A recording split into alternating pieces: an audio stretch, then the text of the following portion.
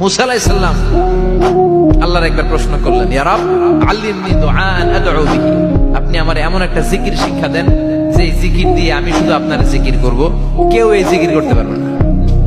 এই জিকির জানবো শুধু আমি, আর জানবেন কথা কন। প্রশ্ন করছে কে? হ্যাঁ, কাকে করেছে? আল্লাহ এমন একটা জিকির শিখান যেই জিকির কেউ জানে না, আমি জানবো, আর ওই জিকির দিয়ে প্রাণ ভরে আপনারে ডাকবো। আল্লাহ বললেন, মুসা পড়ো লা ইলাহা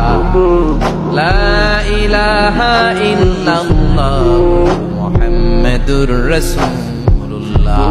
মুসা আলাইহিস সালাম বললেন, আল্লাহ চাইলাম কি, কইলেন কি? লা ইলাহা তো জাতীয় জিকির, এটা তো আন্তর্জাতিক জিকির, এটা জানে না এমন কেউ নাই, এমনকি হিন্দু ভাইরাও জানে। কথা কর।